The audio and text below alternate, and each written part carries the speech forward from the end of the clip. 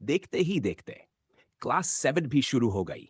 नई किताबें आ गई थीं, पुरानी कॉपियां बदल गई थीं, लेकिन कुछ चीजें बिल्कुल नहीं बदली थी। मेरे दोस्त अक्कू और वो। इसी साल हमारी क्लास में एक नया लड़का आया। नाम था सोमू। शुरुआत में वो थोड़ा शांत रहता था, लेकिन कुछ ही दिनों में वो भी हमारी टोली का हिस्सा बन गया। अब हमारी गैंग में मैं, अक्कू, सोमू, सौ, जाऊ और बाकी दोस्त थे। पूरे स्कूल में हमारी दोस्ती के चर्चे होने लगे थे। लेकिन हमारे स्कूल का एक नियम था, बहुत सख्त नियम। लड़के और लड़कियां साथ नहीं बैठ सकते थे।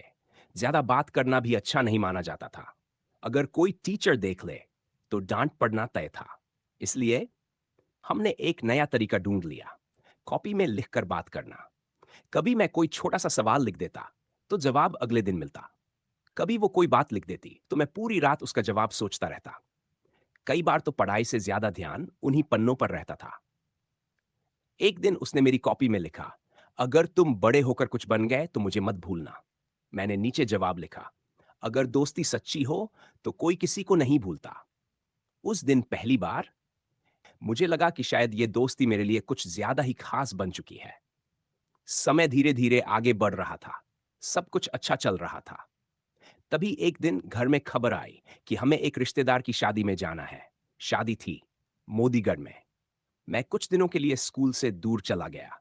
शादी में सब लोग खुश थे, लेकिन पता नहीं क्यों मेरा मन बार बार स्कूल की तरफ चला जाता था। मुझे लगता था सब पता नहीं स्कूल में क्या चल रहा होगा, दोस्त क्या कर रहे होंगे और वो कैसी होगी।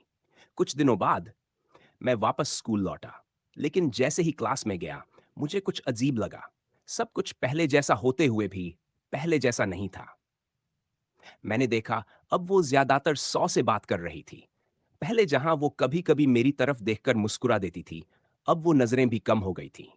मैंने सोचा शायद मेरा वहम होगा, लेकिन दिन बीते गए और मुझे महसूस होने लगा कि सचमुच कुछ बदल गया है। एक दिन हिम्मत करके मैंने उससे पूछा, सब ठीक है?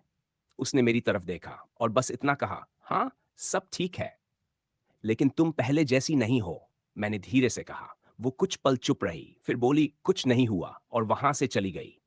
मैं अपनी सीट पर बैठा रह गया। उसके शब्द बहुत छोटे थे, लेकिन उनके पीछे छिपी दूरी बहुत बड़ी थी। उस दिन पहली बार दिल में एक अजीब सी बेचैनी हुई। ऐसा लगा जैसे कोई चीज धीरे धीरे मुझसे दूर जा रही हो, और मैं चाहकर भी उसे रोक नहीं पा रहा हूं। मुझे नहीं पता था कि आने वाला साल हमारी कहानी में एक नया किरदार लाने वाला है। एक ऐसा दोस्त जो बाद में मेरी जिंदगी का बहुत अहम हिस्सा बनेगा। और उसी साल कुछ ऐसी बातें भी होंगी जो आज तक मेरी यादों में जिंदा हैं। बैकग्राउंड म्यूजिक धीरे